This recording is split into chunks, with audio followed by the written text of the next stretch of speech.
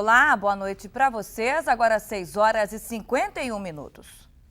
O Band Cidade de hoje começa com a situação de caos na saúde pública de Jacareí. Um dia após a declaração de um médico que utilizou uma lanterna para fazer uma cirurgia na Santa Casa, nós voltamos à cidade e ouvimos o que a população pensa sobre o atendimento hospitalar. De olho nos casos, o Ministério Público vai apurar as irregularidades na Santa Casa. Seja na Santa Casa ou no Pronto-Socorro Municipal de Jacareí, o cenário é o mesmo, de muita insatisfação. Seu Antônio quebrou a perna e esperou mais de 3 horas para ser atendido por um ortopedista. Não tem médico, não tem médico. É muito difícil, aqui é difícil. Eu nunca vi um médico só atender tanta gente desse jeito. Eu passei aqui, o dia que eu passei aqui, me deitei com soro, quase morro, cheguei em casa. Eu cheguei aqui com 58, cheguei em casa com 40, quase morro. Douglas tem problemas mentais e precisa de acompanhamento médico. Segundo o pai, há 2 anos e meio que o filho aguarda uma consulta com um fisioterapeuta e com um psicólogo. Mandaram que eu tenho que procurar uma escola, chama Sorri, em São José. Eu não tenho condições de me locomover com o Douglas daqui para São José. Ou seja, a prefeitura tem obrigação, eu creio que tá na Constituição brasileira, o direito à saúde, à dignidade. Se é direito de Douglas, por que vou ter que buscar em São José, sendo que a prefeitura não dá transporte para levar ele em São José para as escolas? Eu nem sei onde fica essa escola. Ou seja, eles dizem que o Douglas está sendo atendido. Mentira! O Douglas está 2 anos e meio, não tem psicologia, não tem fonologia. A única coisa que eu tenho para o Douglas aqui em Jacareí é fisioterapia. E não são só os pacientes que reclamam. Essa semana, um médico indignado com a precariedade das instalações na Santa Casa postou essa foto na internet. Por falta de iluminação no centro cirúrgico, a operação precisou do auxílio de uma lanterna.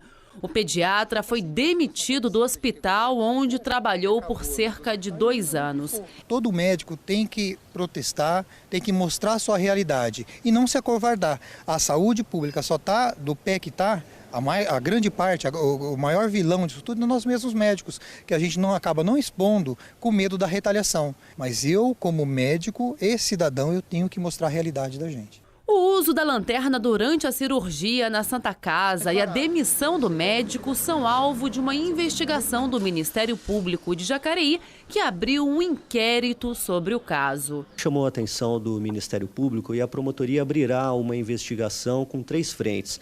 Primeiro, para verificar as condições de fornecimento de energia elétrica no prédio da Santa Casa. Segundo, as condições de funcionamento dos equipamentos do centro cirúrgico.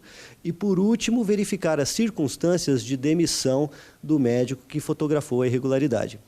Ninguém da Prefeitura de Jacareí quis gravar a entrevista. Em nota, a Santa Casa informou que as lâmpadas e outros equipamentos cirúrgicos estão com a manutenção em dia. Sobre a demissão do Dr. Eduardo Capella, o hospital diz que já vinha estudando a substituição da equipe médica da qual ele faz parte por outra. A Prefeitura de Jacareí também é alvo de uma ação do Ministério Público que questiona o atraso da construção de outro pronto-socorro na cidade. A obra deveria ter sido concluída em 2009. Existe um processo judicial que cobra uma multa para a construção desse pronto-socorro. Por enquanto, a cobrança da multa está suspensa. Porém, o Ministério Público insiste na cobrança dela porque a obra está atrasada. Portanto, a Prefeitura deve questionar a construtora dos motivos do atraso, notificá-la, para que, se futuramente houver necessidade de se rescindir o contrato, o trabalho já está feito, adiantado, e a gente consegue ganhar mais tempo para que a população venha a usufruir dessa obra no futuro. Após protesto em que 2 pessoas foram presas e um ponto de ônibus foi queimado nesta terça-feira, os moradores do bairro EMA 2, em São José dos Campos, continuam reclamando. O problema? As mudanças no itinerário dos ônibus que atendem à região. Eles alegam que precisam caminhar cerca de 3 quilômetros até a Vila Adriana para conseguir chegar ao ponto de ônibus mais próximo. Esta dona de casa vai ao bairro Vila Ema 2 com as filhas para visitar familiares. Mas desde o dia 27 de julho, quando as linhas de ônibus mudaram o itinerário na região, a situação está difícil para os moradores. Faz meia hora que eu estou aqui esperando o ônibus. No sol, né?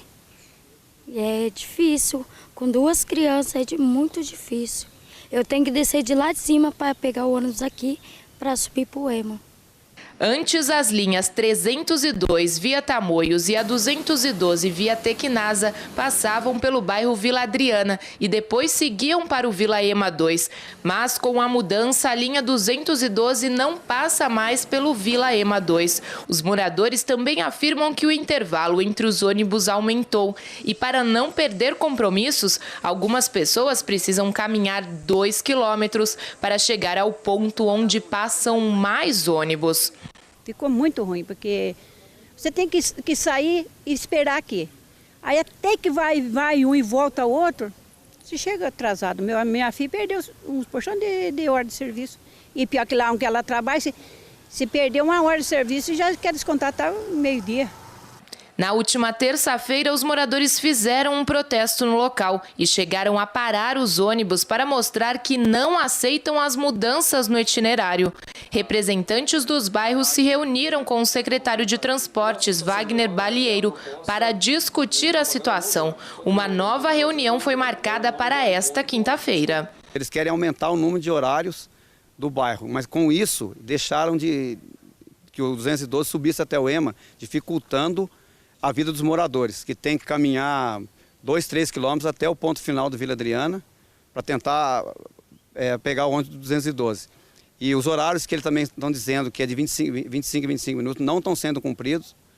A pessoa chega a ficar de 40 a 50 minutos no ponto de ônibus para poder pegar o ônibus. Isso aí está causando uma revolta tremenda na população. A gente quer que realmente volte o que era antes, porque foi uma luta de mais de 25 anos para que o ônibus subisse até aqui ao Ema, favorecendo os moradores daqui.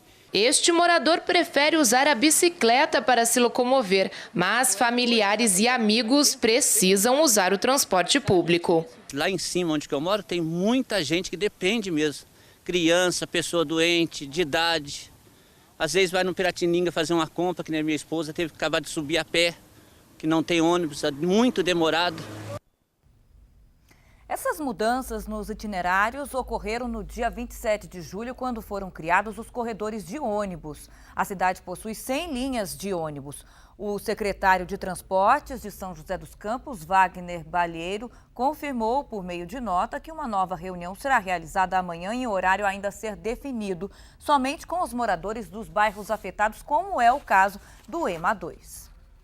Policiais militares da Força Tática Regional prenderam em flagrante 3 pessoas e apreenderam um adolescente por tráfico de drogas. As prisões foram feitas ontem no Jardim Itamaraty, no centro de Jacareí. No local foram encontrados 10 quilos de maconha, 2 quilos de cocaína, além de um revólver, dinheiro, um soco inglês com dispositivo de choque elétrico e materiais destinados a embalar a droga. Os integrantes do grupo vão responder por tráfico de drogas, associação para o tráfico, posse ilegal de arma de fogo e corrupção de menores. E a seguir, quase 2.000 presos ganharam o indulto do Dia dos Pais na região. A saída temporária começou hoje para as detentas do semiaberto. Na volta do intervalo, tem também a previsão do tempo para amanhã. A gente volta já agora às 7 horas.